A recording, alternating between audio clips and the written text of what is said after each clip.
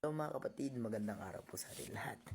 May gusto lamang po akong sabihin sa inyo dahil po nalalapit na ang rapture, ang pagbabalik ng ating Panginoong Hesus. Pakinggan niyo po to. Sabi po niya sa 2 Peter chapter 2 verse 9. Kaya alam ng Panginoon kung paano ililigtas mula sa mga pagsubok ang mga tapat sa Kanya at kung paano paparusahan ang masasama hanggang sa araw na sila'y hatulan. Kapatid, isa lamang pong paalala mula sa ating Panginoon ito.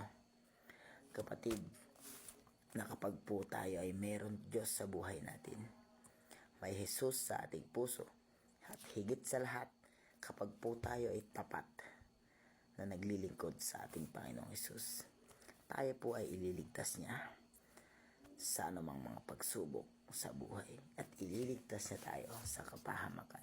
Gaya po ng sinabi niya sa John 3:16, di ba? Kaya't kung sino man yung mananampalataya sa Kanya at magiging tapat, kapatid, natatanggap sa Kanya bilang Lord and Savior niya, ay hindi niya hayaang mapahamak, kundi bibigyan ng buhay na walang hanggan. Pagkakalooban niya ng masaganang buhay, kapatid, at magandang kinabukasan kapag tinanggap niya at naging tapat siya sa paglilingkod niya sa ating Panginoong Hesus. At kapatid, kapag hindi tayo naging tapat at hindi natin tinanggap ang pag-ibig ng Diyos sa buhay natin, hindi tayo maliligtas, kundi tayo ay mapaparusahan pa hanggang sa mga huling araw.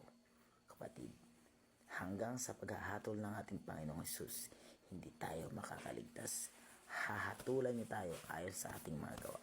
Kaya yun lamang, kapatid, isang paalala mula sa ating Panginoon. God bless.